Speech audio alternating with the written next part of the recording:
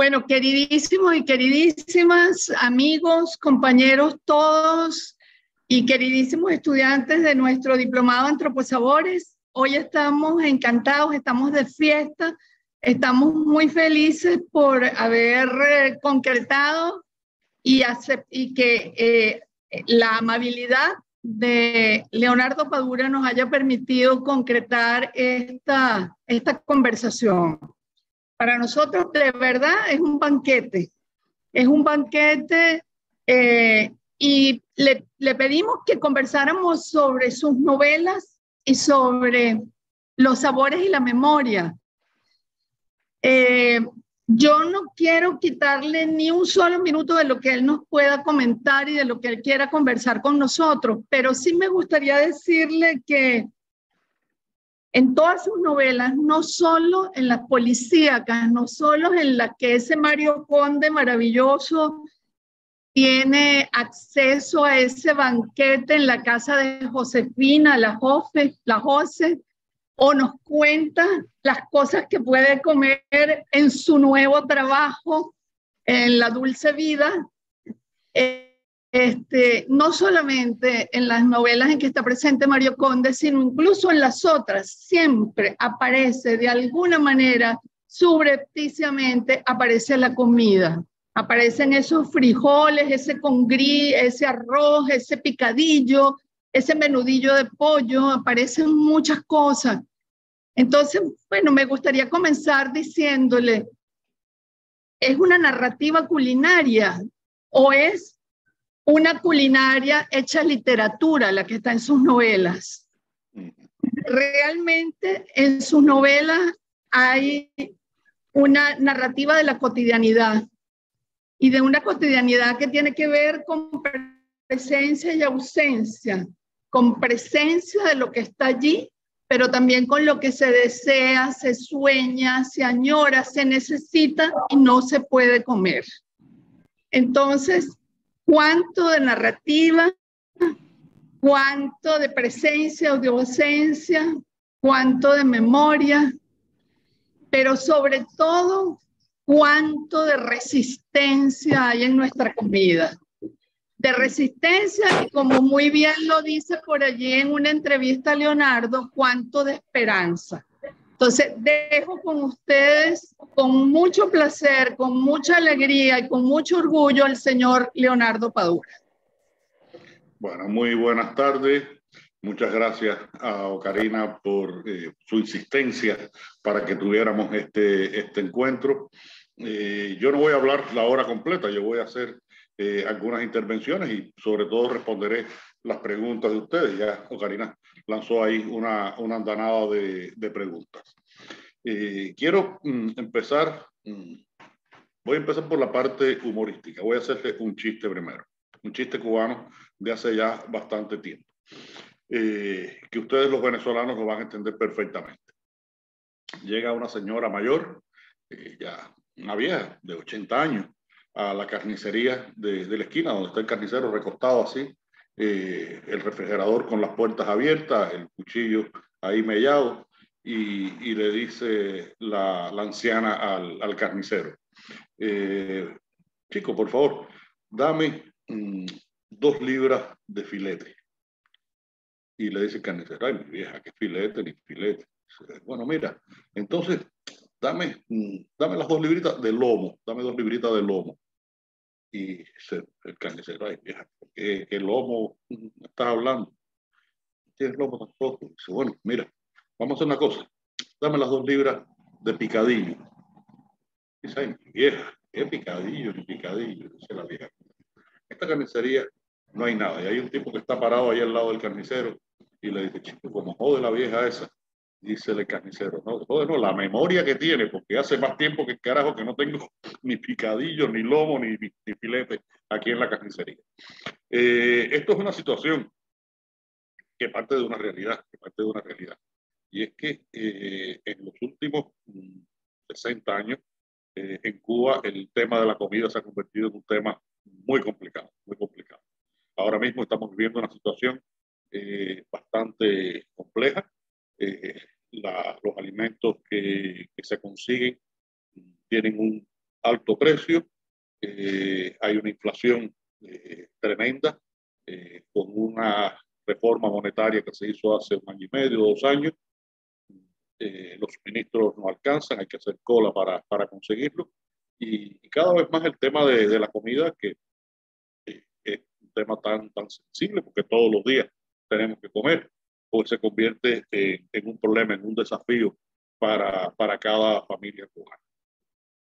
La gente entonces genera toda una serie de alternativas, genera toda una serie de alternativas. Esas alternativas tienen que ver con lo que consiguen, cómo lo hacen, cómo lo preparan, cómo lo conservan, porque también puede haber que haya apagones y esa comida que está guardada en el refrigerador corre el riesgo de que pueda echarse a perder.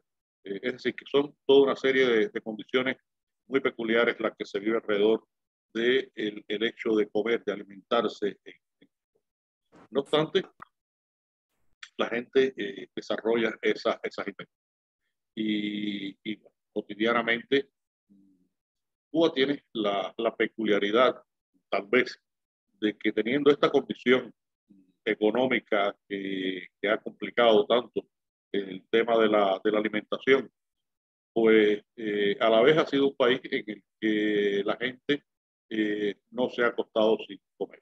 O por lo menos hasta hace un tiempo sé que no se había acostado sin comer, como puede haber pasado en cualquier otro país latinoamericano a lo largo de toda la historia, porque tenemos una historia bastante complicada y de muchas desigualdades en todo el continente, como sabemos.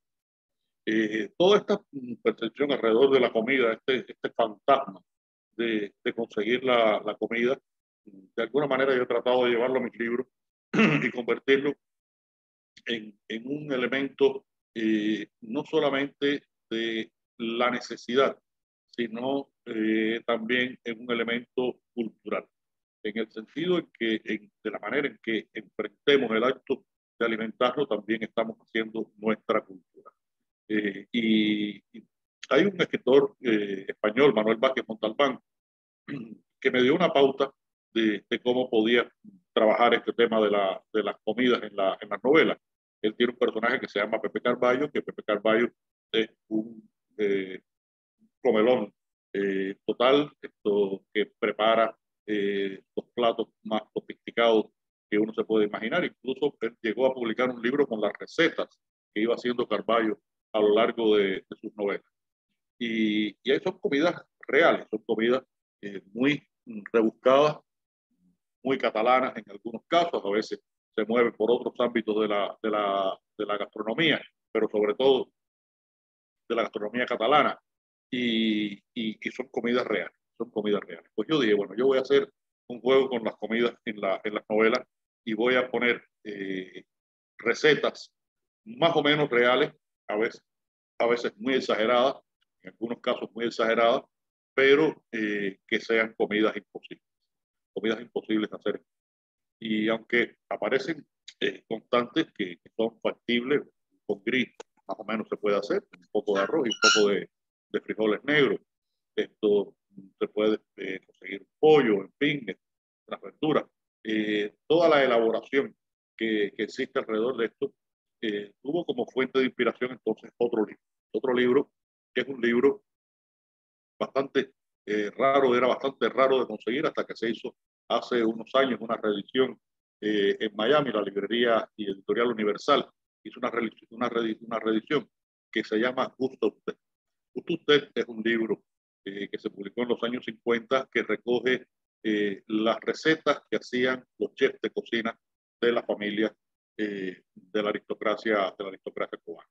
Y tiene un valor cultural muy importante porque no solo nos demuestra lo bien que comía esa burguesía cubana, sino cómo se preservaba una memoria gastronómica que viene desde el siglo XIX, la época de la formación de la cultura cubana, y cómo eso se había preservado, se había estilizado y se había cubanizado con los años. Quiero decir que la comida cubana, a diferencia, por ejemplo, de la peruana o de la mexicana, que tienen tanto cartel, sobre todo la peruana en los últimos años, ha sido una comida que ha alcanzado una gran popularidad y hay restaurantes peruanos por todo el mundo y mexicanos los hay desde hace muchos años. son comidas que tienen una riqueza ancestral muy importante porque tienen todo este elemento de la cultura precolombina que nutrió esa cultura gastronómica junto a la que vino de España y, por ejemplo, en el caso de Perú, es muy importante la que viene de China. Hay toda una mezcla ahí de sabores asiáticos, americanos, peruanos y españoles. En el caso de Cuba, pues nuestra comida, nuestra cocina es fundamentalmente una cocina española, europea, cubanizada, de acuerdo a los ingredientes que se utilizan. ¿Por qué? Porque la población indígena cubana era una población que estaba en un nivel de desarrollo muy bajo, no tenía prácticamente una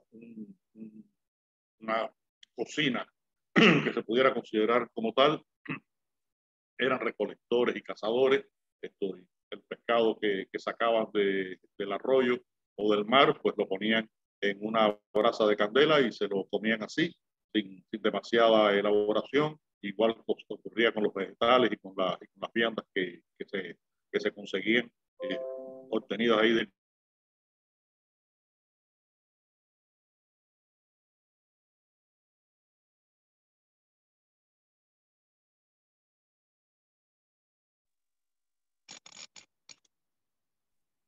¿Están oyendo? De repente lo perdimos por segundos. Tuvimos por unos segundos, sí, lo perdimos, pero ya lo retomamos. Ya. Me parece que fue que había un problema ahí con la. Sí, bueno, ya, sigo entonces. Bueno, pues decía que los indígenas cubanos no tuvieron una gastronomía desarrollada por su propio nivel histórico-cultural que tenía. Era una comunidad primitiva. Y la cocina española que llega a Cuba en los primeros años de la colonia, pues era una comida muy básica que lo que hacía era preparar lo que existía. Es la época en la que, por ejemplo, la carne se convierte en el plato proteico principal de la cocina cubana, a diferencia del pescado, a pesar de ser una isla, como es una isla donde se produce una gran cantidad de ganado. Recuerden que una de las actividades económicas que se desarrolla en Cuba en los siglos XVII y XVIII es el comercio de contrabando con los bucaneros, y lo que vienen buscando estos bucaneros a Cuba es carne para poder seguir navegando. Y ese era lo que se llamaba el comercio de rescate, del cual hay diversas historias que tienen que ver con los piratas, los bucaneros, en fin, siglo XVII, XVIII. Y la carne se convierte en el producto de alimento proteico más recurrido de la cocina cubana y sigue siendo el preferido hasta hoy, imponiéndose sobre la posibilidad de comer el pescado.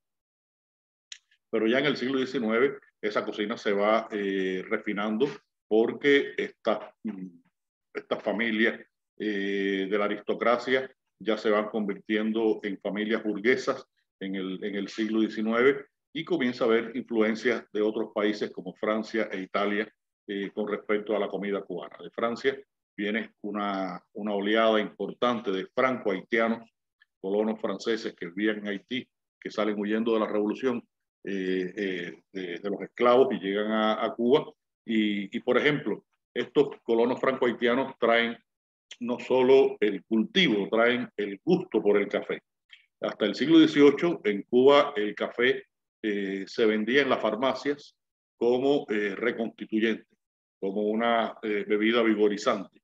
No era la bebida cotidiana que se convirtió a partir del siglo XIX y que a lo largo del siglo XX, bueno, pues fue una presencia en cada esquina de las ciudades cubanas. En todas las esquinas existía un puesto donde se vendía café, ya con las primeras máquinas estas que hacían el café expreso, las máquinas National, era la marca, y se vendían tazas de café, eran unas tazas blancas con de loza, con un bordecito verde, eran las más habituales.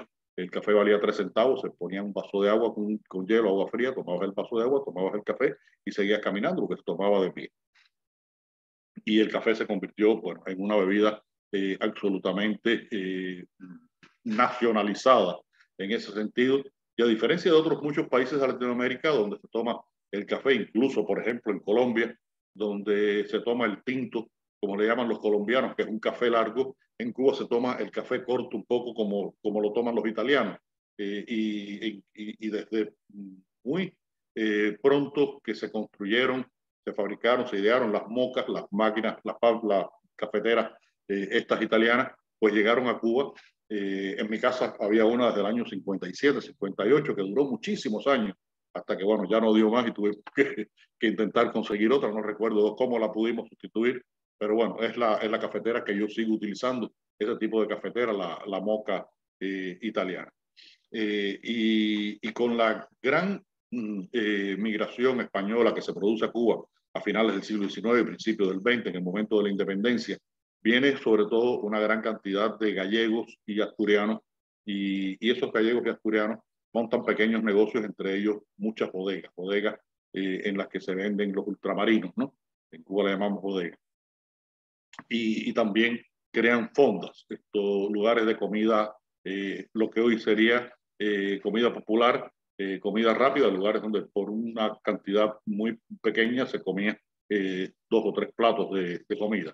Y el primer plato en estos lugares siempre era un potaje de garbanzos, de judía, de frijoles, que no es lo más adecuado para un país tropical y con las temperaturas de Cuba, pero se ha convertido también en un plato infaltable en la cocina cubana. Con toda esta imaginería, con toda esta realidad, con toda esta información, pues yo voy jugando con la posibilidad de rescatar esas comidas en las novelas. Son los personajes los que se acercan a esta comida, fundamentalmente con la madre del personaje de Carlos, en las novelas de la serie de Conde, que es la que le cocina a este grupo de amigos. Y hay, bueno, una enorme variedad de platos que se van haciendo en estas novelas. Hoy veía un fragmento de en un documental de una de las películas que se hizo sobre la serie, y es el momento en que comen el tamal en cazuela. El tamal es ese maíz molido que se cocina con carne dentro, maíz tierno, no es maíz seco, no es el maíz molido, es el maíz que se muele especialmente para hacer este tamal que queda es muy suave la textura y muy agradable el sabor, a diferencia del tamal mexicano que siempre tiene un punto dulce. El tamal cubano tiene un punto siempre salado, y se convirtió en una comida tan popular que se vendía por las calles. Se hacía el tamal envuelto en hojas de la propia mazorca del maíz, y recuerdo que se ponían en latas de aceite de estas de 20 litros, que tenían debajo un hornillo con unas brasas de carbón para que el tamal se mantuviera caliente. Y esas latas tenían 2 compartimentos, un compartimento donde estaban los tamales sin picante y otro donde estaban los tamales con picante, muy poco picante, pero con picante. Y el anuncio de los tamaleros eran pican y no pican, tamales pican y no pican. Es decir, que tenían de los 2 tipos, iban vendiendo por la calle.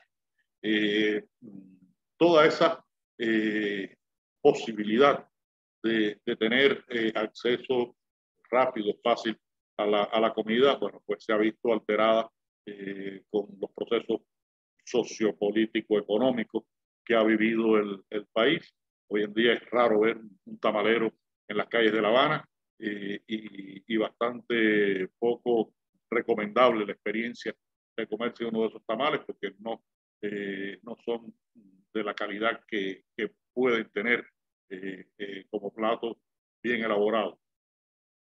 Y hay un riesgo grande en cuanto a esta falta de materiales, de insumos, de condimentos para hacer la comida, y es que se vayan perdiendo determinadas recetas. Curiosamente, el gran reservorio de la cocina cubana está en Miami. En Miami los exiliados siempre se aferran a determinados elementos culturales para preservar su identidad, y uno de esos elementos, por lo general, es la comida. Lo han hecho los chinos, lo han hecho los españoles, lo han hecho distintos pueblos de migrantes, y los cubanos, y pienso que con los venezolanos ocurra lo mismo, pues han ido preservando esta cultura culinaria y la siguen cultivando en Miami con la posibilidad de tener acceso a determinados productos. Debo decir, porque es justo decirlo, que aunque tienen la capacidad de hacer esa comida, los sabores han ido variando. Los sabores han ido variando. El maíz que se cultiva en los Estados Unidos no tiene el mismo sabor que se cultiva en Cuba. El cerdo criado en grandes granjas con alimentación muy específica y a veces incluso hasta cargado de hormonas, no tiene el mismo sabor que el cerdo campesino cubano. El pollo de las grandes granjas no sabe igual que los pollos de los patios, en fin, que van ocurriendo ahí transformaciones que tienen que ver no solamente con la realidad cubana, que puede ser un poco extraña, tiene que ver con la realidad universal, porque por supuesto ya no se puede, recuerdo una vieja crónica de Gabriel García Márquez que decía que el campo es ese lugar horrible donde los pollos se pasean crudos. Ya nadie puede pretender que los pollos se críen en los patios de las casas y los huevos se recojan de las gallinas que los ponen en los patios. Tiene que haber granjas especializadas para producir toda la alimentación que requiere la humanidad en esto. De todo eso, esa apropiación cultural, he tratado de hacer la literatura, esa condición socioeconómica, he tratado de hacer la literatura, y ahí está presente en mis libros, como dice Karina, no solamente en los libros en los que está el personaje de Mario Conde, donde hay todos estos ritos gastronómicos, sino en general en toda mi literatura, pues aparece este elemento de la cocina, de la comida, de la alimentación, de la cultura gastronómica de mi país y de los países en general. Entonces, bueno, ¿alguna pregunta que quieran hacer? Bueno, vamos entonces a aprovechar para hacer un diálogo con ustedes y vamos a pedirles por favor que comiencen a levantar, a poner el signo de que están levantando la mano para poder darles, pero eso sí, muy brevemente la palabra para que nos rinda y podamos conversar. Mientras ustedes se animan, porque no veo todavía ninguna manito, le voy a pedir a Marian y a Nasla que por favor me ayuden fijándose de las manitos que puedan aparecer por allí. Pero mientras tanto, quiero preguntarle una cosa que me parece muy interesante a Leonardo Padura. Yo he conocido, bueno, por las investigaciones que de ella misma y que muchas de las cuales han sido muy útiles para nosotros los venezolanos, a Nitza Villapol, y que, que es una cubana. Quería preguntarle si nos podía comentar algo de Nitza Villapol y de su asistente Margot, que creo que fue una cocinera de larga data y de una importantísima influencia en las maestras de la cocina que a partir de los años 50 empezaron también a hacer sus programas de cocina en las televisoras de Venezuela, que tenían mucho que ver con la televisora cubana de la época. Entonces, después de Cuesta, empezamos con Alberto Veloz, que ya levantó la mano. Adelante, Leonardo. Nitza Villapol fue un personaje, sin duda, en la vida cultural, televisiva y gastronómica cubana. Ella comenzó ese programa en los años 50, en una época en la que hacía recetas posibles. Después, en los años 60, fue adecuando sus recetas a lo que existía en el mercado, y ya en un momento determinado terminó haciendo prácticamente recetas imposibles. Iba haciendo tortillas sin huevos, arroz sin arroz, y y cosas muy especiales que podía hacer, intentando encontrar soluciones para la alimentación de la gente. varios de los recetarios de ella se han publicado y son una fuente de información importante de esa cocina casera cubana, porque ella se presentaba y era la gran virtud que tenía, no como un chef, es decir, que la moda de los chefs yo creo que ha venido después, ha sido posterior. En aquella época eran fundamentalmente mujeres las que hacían estos programas y lo que llevaban eran sus maneras de hacer determinadas recetas en las que incluían elementos más o menos novedosos para que el plato tuviera una presentación, un sabor más agradable, pero siempre con los ingredientes y con la estrategia de una comida cotidiana, de una comida para el día a día. Y en ese sentido, Nitza Villapol llenó una época en la culinaria cubana. Así como... Adelante, Alberto Veloz, periodista gastronómico. Adelante. Qué honor que se comenzara esta conversación con el profesor. Eso me recuerda a la Guerra Civil Española, calamares sin calamares, tortilla de patata sin patata, cuando en la época del extraperlo. Pero mi pregunta para el profesor es, ¿qué peligro hay que la comida cubana se pierda en esa cubanía de la calle 8 de Miami? Porque las actuales todavía hay personas de edad que están preparando esos tamalitos. Me recuerda la canción de los tamalitos de Olga, muy famosa. Claro. Los tamalitos de Olga, qué buenos son. Pero ¿qué peligro hay que eso se pierda con las nuevas generaciones que van perdiendo esa cubanía de la famosa calle 8 de Miami, cuando ya los viejos actuales ya no queden? ¿Existe ese peligro o se va a mantener como nosotros mantenemos nuestras hallacas a pesar de nuevas generaciones? Las nuevas generaciones venezolanos hacen hallacas y seguirán haciéndolo, por ejemplo. Sí, bueno, Ocarina mencionaba una palabra que yo creo que es muy importante tener en cuenta a la hora de hablar de estos procesos culturales, que es la resistencia. La resistencia. Ayer yo hablaba con un amigo argentino que vive en México hace muchos años, pero que cuando la dictadura militar argentina, él llegó al primer país que pudo asilarse fue en Venezuela. Vivió varios años en Venezuela, vivió en Barquisimeto, y yo le comentaba sobre el Clásico Mundial de Béisbol y le dije, bueno, seguramente no viste los partidos finales porque tú eres futbolero, no eres pelotero. Y me dijo, no, el problema es que cuando yo llegué a Venezuela en el año 75, Venezuela, el fútbol prácticamente no existía en Venezuela, era el béisbol. Y yo me hice fanático del béisbol, aprendí las reglas del béisbol, me hice fanático del béisbol. Creo que me dijo que se hizo fan de los Navegantes de Magallanes. Creo que fue el equipo que me dijo. Que es el de Barquisimeto, ¿no? No, el de Carabobo. El de Carabobo. Magallanero. Bueno, se hizo fan de un equipo venezolano, me contaba él.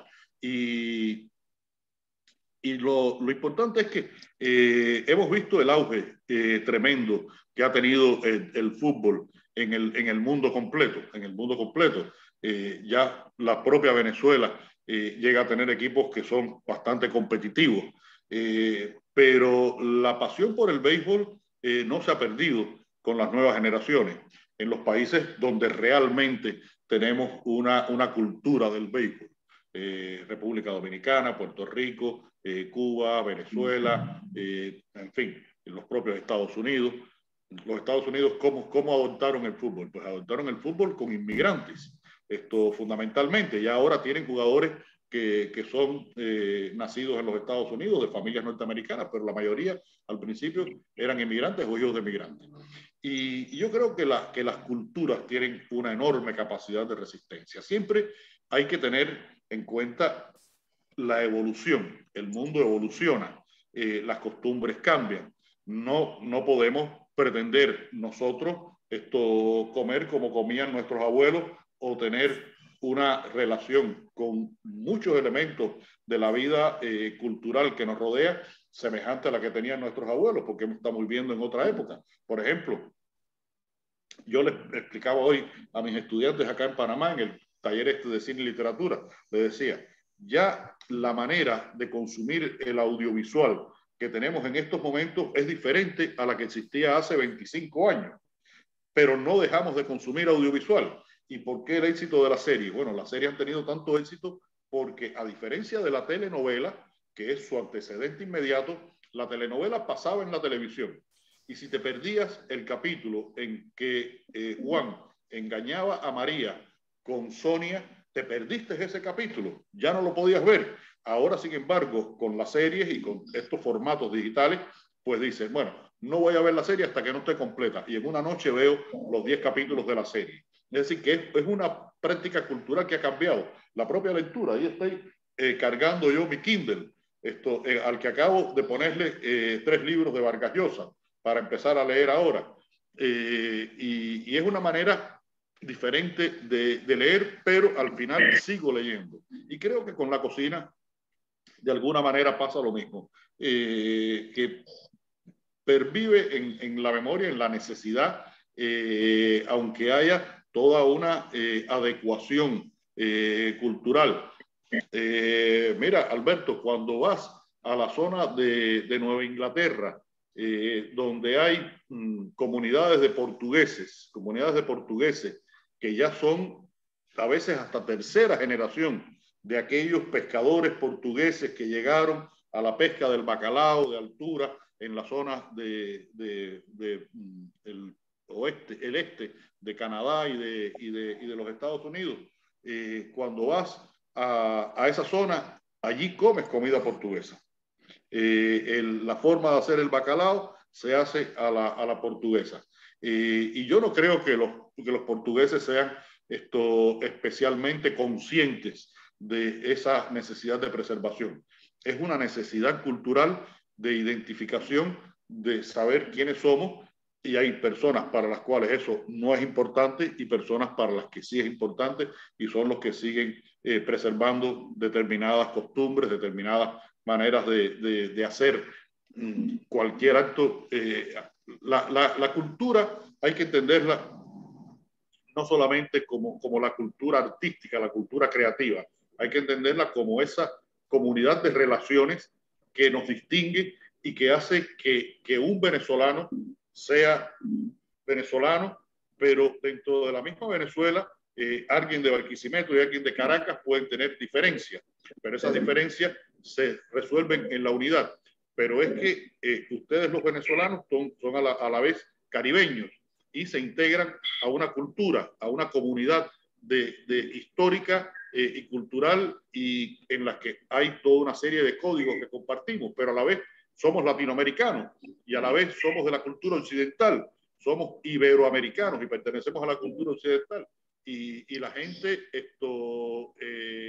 la cultura judeocristiana es un elemento de unidad que nos identifica. En fin, que hay toda una serie de elementos culturales que perviven, y en ese sentido, bueno, siempre hay que decir chapó con el pueblo judío, un pueblo que durante 20 siglos vivió, su tierra era un libro, no tenían país y preservaron una cultura. Estoy leyendo la novela en la que se basó la serie que tuvo mucho éxito, que se presentó hace un par de años, Unorthodox, la historia de la muchacha de la comunidad hasídica de Nueva York que escapa. Estoy leyendo la novela y la novela está llena de referencias a la comida, que preservaron esos judíos que vinieron de Europa y que están viviendo en los Estados Unidos.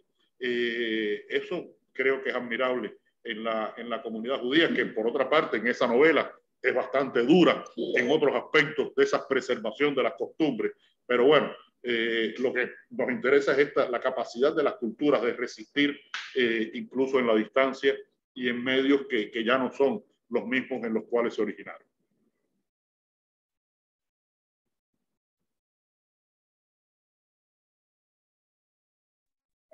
¿Quién levantó la mano por allí? No veo manitos aquí en la computadora, pero sí veo imágenes. No sé si Iván Sabatino está por allí o Mirna Yonis, que es una estudiosa de las culturas caribeñas, quiere hacer alguna pregunta.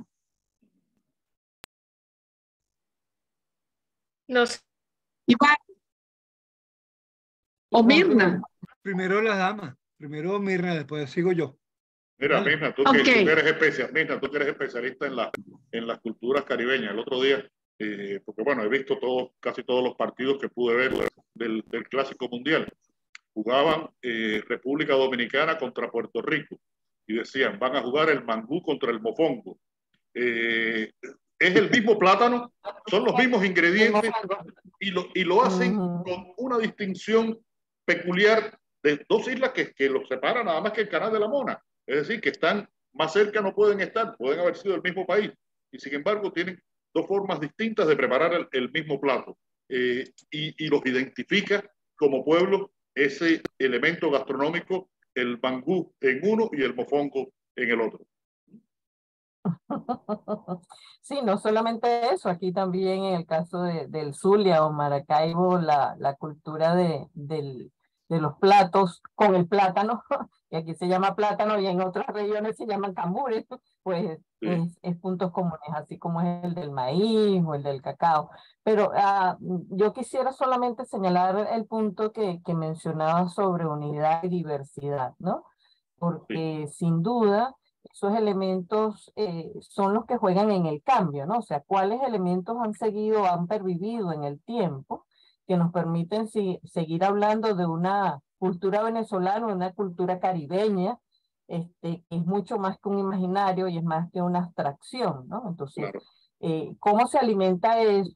Tanto desde los libros, desde el deporte, desde la comida, y desde los bailes, pues, porque hasta en eso hay el debate de dónde salió la salsa o el merengue o el cha-cha-cha, ¿no? Y hoy en día, hasta el reggaetón, el rap y algunas cosas. Entonces me gustaría que comentara un poquito eso y si eso se refleja también un poco en la literatura que usted aborda o que trabaja sobre, sobre la comida y sobre la cultura en el Caribe. Gracias. Bueno, mira, somos el resultado de una evolución cultural, eh, especialmente en la zona del Caribe. Ocurre en toda Latinoamérica, pero me voy a referir fundamentalmente al Caribe. Es una zona con un dinamismo cultural muy especial porque es posiblemente una de las zonas del mundo de más profundo mestizaje en todos los sentidos. Todos los sentidos.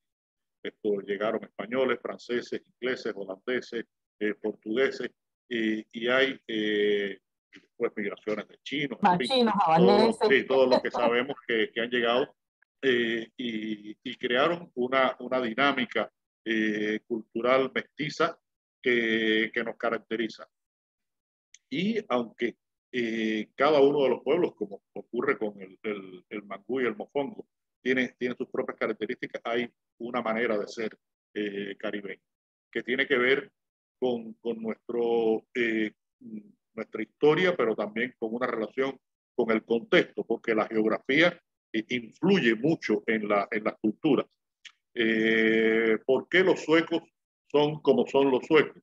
Bueno, porque ahí hay un clima que obliga a vivir la vida de una determinada manera. ¿Y por qué las religiones, el puritanismo, las religiones estas cristianas tienen tanto éxito en estos lugares? Porque bueno, ahí el sentido de la burguesía, de ser discreta, de tener un comportamiento social más limitado, pues se avenía a esa condición climática. Sin embargo, en nuestros países en los que tenemos un componente no solo europeo, sino muy importante que no lo mencioné porque quería hacer un paréntesis especial en él, que es el componente africano que nos distingue.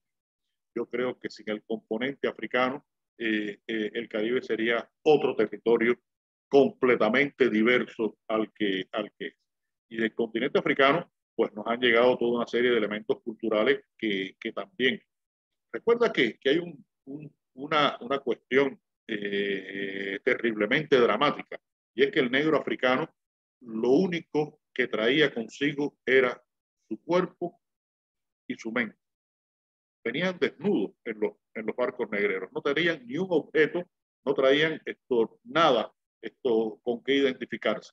Y solamente traían su memoria. Y esa memoria venía alimentada sobre todo por dos componentes culturales muy importantes para esas comunidades, que eran su religión, una religión que ha pervivido, esto haciendo también un acto enorme de mestizaje, ha pervivido en todo el Caribe en distintas manifestaciones, y la música, que también haciendo un enorme acto de mestizaje se ha convertido en el lenguaje más universal y más extendido del Caribe. Yo creo que la manera de representar al mundo del Caribe es a través de su música. Entonces, todo esto hace que tengamos una pertenencia cultural a un espacio con ese dinamismo y con ese carácter mestizo. Pero a la vez también tenemos una pertenencia a un universo occidental que nos dio, por ejemplo, la posibilidad de tener esta lengua que estamos hablando, con la que nos comunicamos.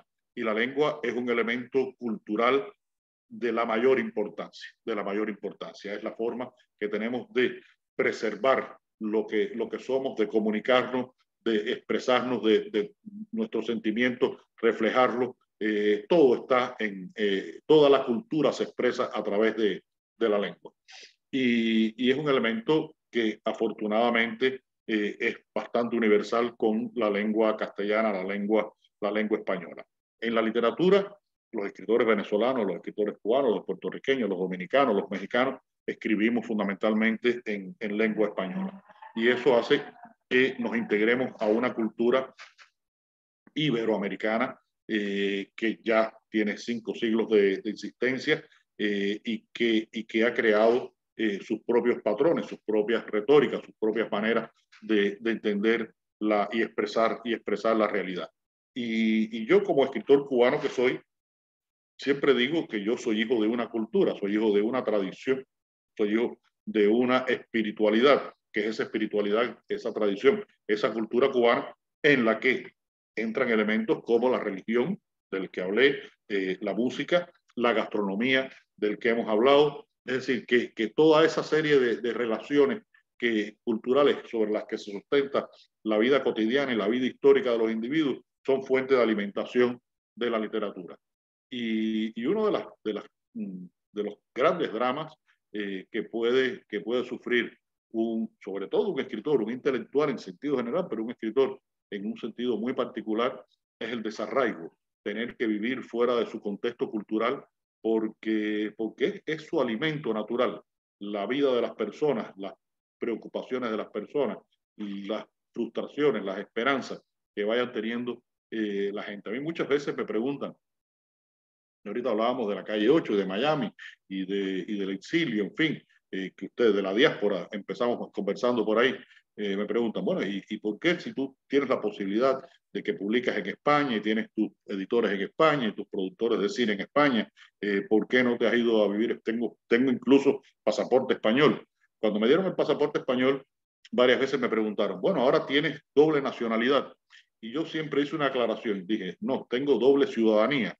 La ciudadanía es un concepto jurídico y la nacionalidad es un concepto cultural. Y yo no soy otra cosa que un cubano y no soy otra cosa que un escritor cubano.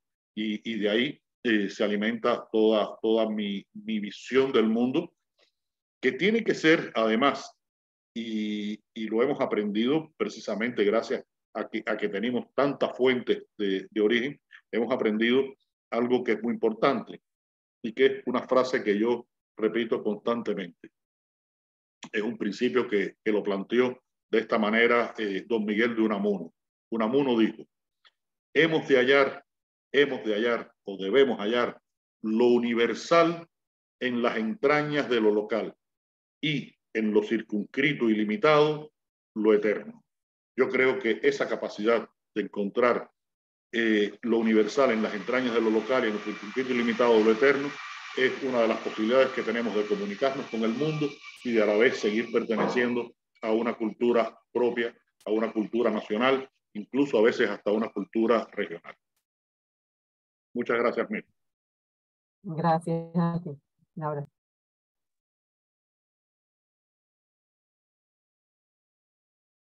Iván, te toca.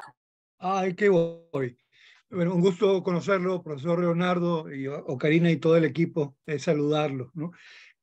Un comentario, una reflexión de escucharlo. Con lo que dijo Alberto de la calle 8 y el tema de las comidas, de las cocinas que se pueden perder, y lo que usted acaba de decir también sobre los productos, la gallina, los cerdos y todo esto, me trae dos imaginarios. Uno es, por supuesto, cuando se está en esa lejanía, en esa diáspora, el poder conciliar el producto con la receta, los recuerdos y aquel bagaje que es la comida de cada uno en su vida, en su infancia. Y eso realmente yo creo que no sé si hay posible o en un imaginario un recurso de, aunque no son los mismos productos, como bien dice usted, y yo lo he vivido, particularmente en Florida, por muchos años en donde realmente no sabe igual y no es igual, a mí no me lo quite, salvo hay casos muy particulares, en casos cubanos, puertorriqueños y otros de Centroamérica, donde de verdad que se parecen a lo que uno conoce y ha vivido, ¿no? Pero además de ese producto, yo imagino que en el imaginario es recrearse uno en ese sabor que no está el sabor, en primer lugar. Pero en segundo lugar, yo sí le quería distinguir o destacarle que por fortuna, dentro de esa resiliencia que siempre escuchamos en unas palabras maravillosas y en unas charlas de conferencia de Ocarina, en Venezuela, los venezolanos en el exterior han hecho maravillas. Hemos hecho, me lo asumo como mío, pero no me corresponde, se ha hecho maravilla con muchos productos, con muchos agroalimentarios. Por decirle algo, ver un tequeño en un McDonald's, eso era imposible imaginárselo en España. Pero el problema no es el tequeño o la masa. Lo interesante es el relleno, que es el queso. Ver un queso paisa en Florida, o las cumbres, perdón, paisa, y no recuerdo cuál es el otro, no creo que sea las cumbres. Eso es una maravilla. Entonces, también nos ha hecho a nosotros invadir, descubrir, colonizar desde el punto de vista cultural, gastronómico, a todas estas latitudes, de las que usted se imagina y sabe que existen en los países nórdicos, por decirlo algo de lo más complejo que usted hablaba ahora, de por qué somos de una forma y no de otra. Y yo digo, coincido con usted, ¿por qué los peruanos, por qué los del altiplano tienen ese carácter? Bueno, pues hay una configuración, como usted decía. Pero esa era mi reflexión y quería escucharle sus comentarios. Muchas gracias. No, tiene absoluta razón en lo que usted dice. En Estados Unidos se está produciendo una invasión cultural latinoamericana muy importante, muy importante. Ya se sabe que el español es la segunda lengua más hablada en los Estados Unidos, pero toda la zona, por ejemplo, cercana a la frontera con México, la comida más frecuente es comida mexicana o comida ya mestiza, pero de origen mexicano. Y en Florida, pues es muy difícil encontrar un restaurante que no tenga un elemento de ese origen latinoamericano de toda esa enorme comunidad.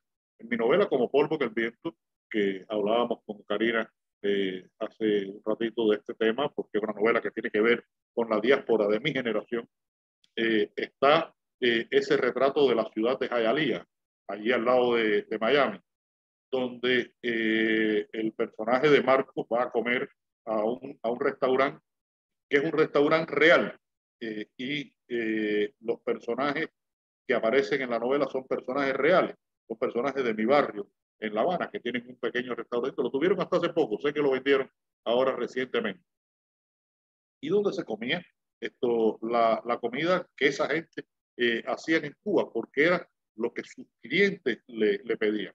Y hay una fórmula cubana, un tipo de hamburguesa cubana que es la frita cubana que se vendía en todas las esquinas, que es una mezcla con una proporción que he visto distintas recetas y la proporción cambia de mezcla de carne de res y carne de cerdo con harina, y se hace una pequeña hamburguesa, no es demasiado grande, porque se comía en un pan redondo pequeño, era pan con frita.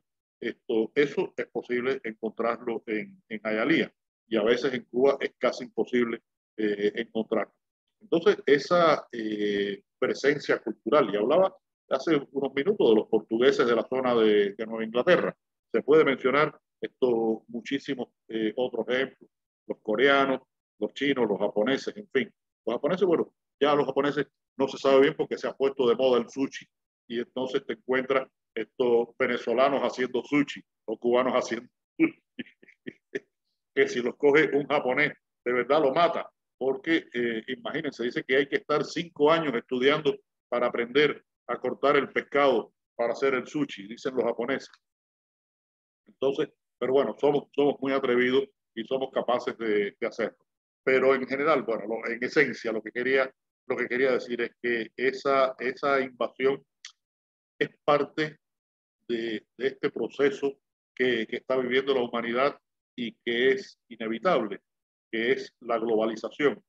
Las fronteras son cada vez más rígidas, más duras, pero cada vez son más permeables.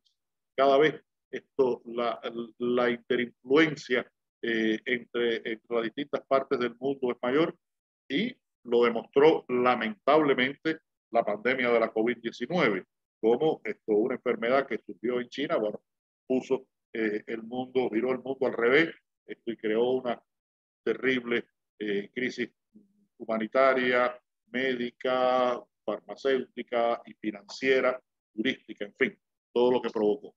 Y bueno, esa movilidad que existe hoy, que es mucho mayor que en ninguna otra época de la humanidad, esta facilidad de comunicación.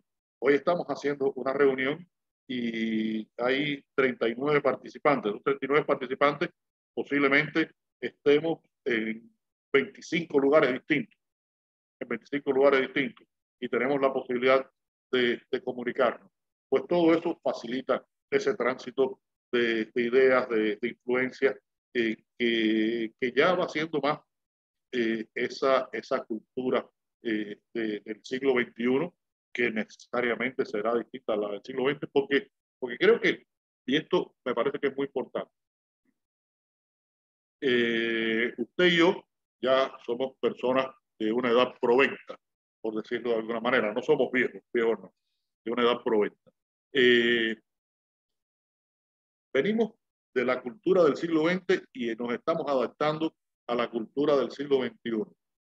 Hemos vivido y hemos sufrido, y en algunos casos esto ha sido un poco traumático en algunos ejemplos, un cambio de era. Hemos sido testigos de un cambio de era. Pasamos de la era postindustrial y analógica a la era digital, donde prácticamente todos los paradigmas están cambiando. La manera de hacer política, la manera de comunicarse, la manera de hacer cultura, la manera de relacionarse las personas. Los jóvenes hoy en día se relacionan más a través de un teléfono que físicamente. Para nuestra generación eso no era posible. Era reunirnos en la heladería, en el bar, en el parque de la esquina, donde se tenía esa conversación y donde se tenían las discusiones, y nos decíamos las mismas cosas que se dicen por el teléfono, nos las decíamos. Es decir, que hay una cantidad de paradigmas que han cambiado, que están influyendo en la cultura global. Y por supuesto, y con esto quiero terminar, en ese tráfico cultural intenso entra también la gastronomía. Pienso que tenemos el deber de preservar nuestras culturas gastronómicas locales y nacionales, porque es parte de la riqueza que nos caracteriza, pero a la vez no podemos pretender que sean eternas, porque esas culturas son el resultado de una evolución que nos llevó a ellas. Y esas culturas, como no son folclóricas, son culturas vivas, son culturas que tienen que seguir evolucionando. La lengua, por ejemplo, evoluciona constantemente, se va enriqueciendo y se va enriqueciendo la literatura, el cine, las artes plásticas. ¿Por qué no la gastronomía? No podemos ser conservadores, y menos nosotros que somos personas de provecta edad, que tenemos la tendencia a ser un poco conservadores, porque decimos, lo de nuestra época era mejor, y no es que era mejor, es que era distinto. Y yo creo que tenemos que abrirnos a la evolución y que incluso en temas tan raigales, tan sensibles, como puede ser la relación de una comunidad con su manera de alimentarse y su manera de elaborar los alimentos, también tiene que estar abierta a esa contaminación y a esa evolución que propone esta época en que cambian los paradigmas. Vale. Muchas gracias, profesor. Gracias, Ocarina. Muchas gracias, muchas gracias. Tenemos dos personas que levantaron la mano, pero tenemos un compromiso con el queridísimo Leonardo Padura. No, vamos, que me hagan las preguntas, Bueno, sí. Vamos a hacer una cosa, que las hagan de corrido para que podamos cerrar con usted. Entonces, perfecto. Primero Leo y después inmediatamente María. Vamos rapidito, Leo y María. Hola, buenas tardes, profesora. ¿Cómo está? Maestro, un placer conocerlo. Gracias, Leo. Bueno, yo puse mucha atención a todo lo que usted ha dicho, pero hay una parte que me llama particularmente la atención en el tema de la evolución cultural. Usted hizo mención de las tradiciones judíos-cristianas y habló en particular del pueblo judío y todos estos 20 siglos que han tenido manteniendo ese recetario casi inalterable. Mi pregunta va hacia lo siguiente, o sea, mi comentario. Hemos visto que estamos en tiempos de cuaresma en este momento y vemos que en la evolución cultural unos elementos que se ha ido perdiendo es la parte religiosa. Sin embargo, existen en algunas poblaciones, en algunas comunidades o en algunas sociedades, se mantienen esos platos tradicionales de la Semana Santa y el pescado pasa a ser pues entonces el protagonista de la cocina. La pregunta va hacia cómo vemos en el futuro esta cocina religiosa tradicional. ¿Y la otra pregunta? María, por favor, María.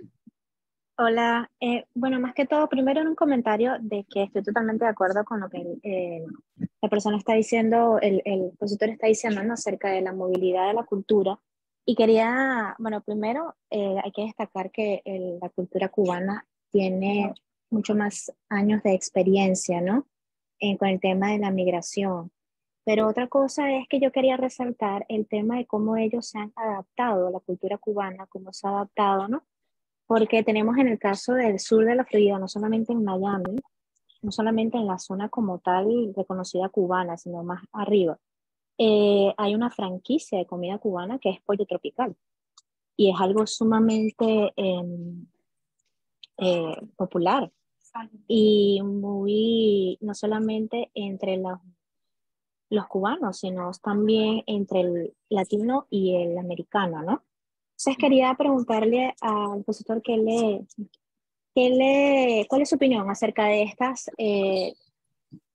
estos esfuerzos de modernizar y de llevar a lo que es la comida cubana, no solamente a la diáspora que va a tener una versión, ¿no?, de esa comida tradicional, pero también a esta modernidad del drive-thru, del app, del Uber Eats y todo lo que puede hacer como este ejemplo de Pollo Tropical.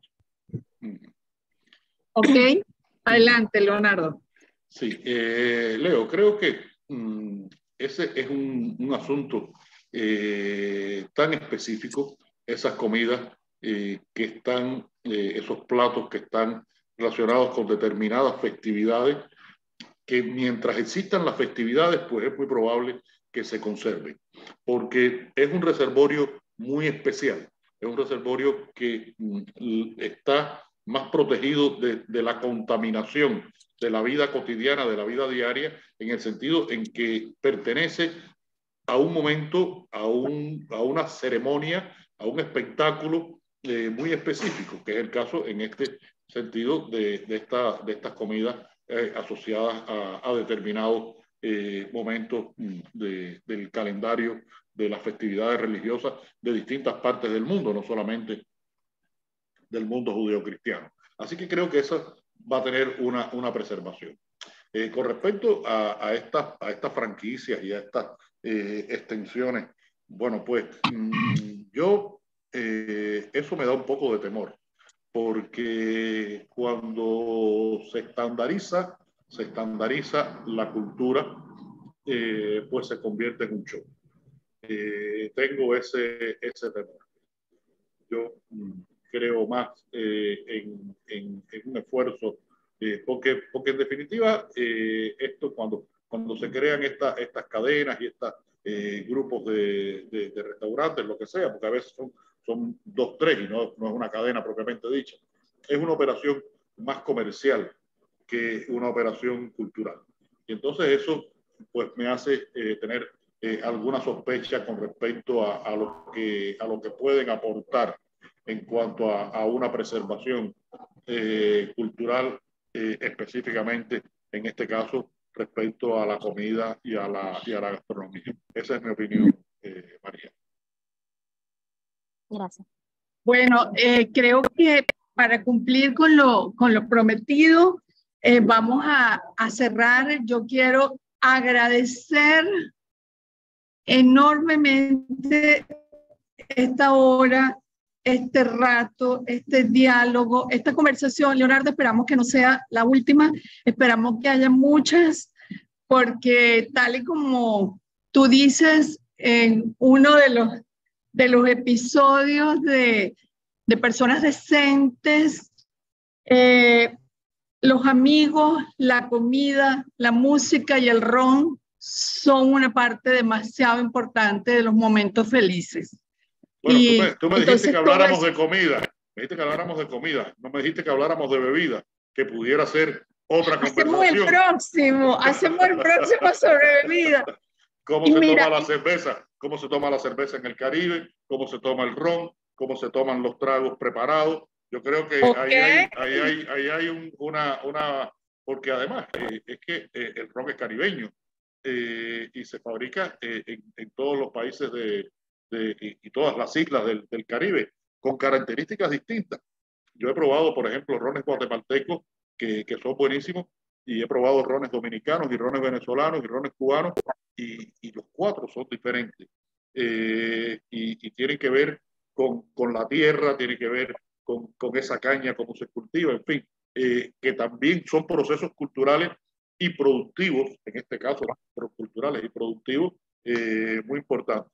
Y el hecho de la malta, que es una bebida que no se toma en muchos países del mundo, Creo que Cuba y Venezuela son los grandes consumidores de malta en el mundo.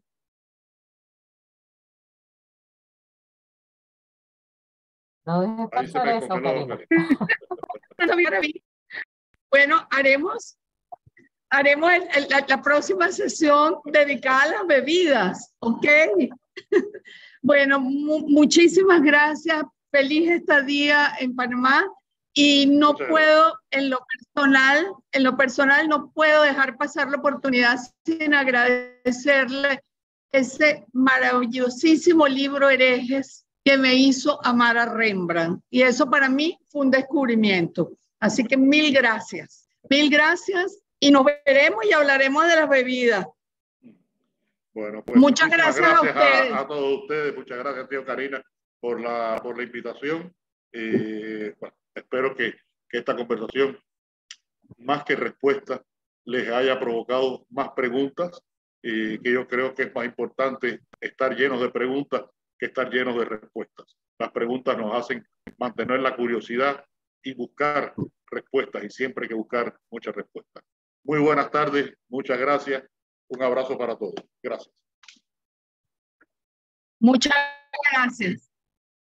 Un abrazo y muchas gracias a todos ustedes que nos acompañaron y que concurrieron con tanto entusiasmo. Gracias a todos. Gracias. Buenas tardes. Chao, chao, chao.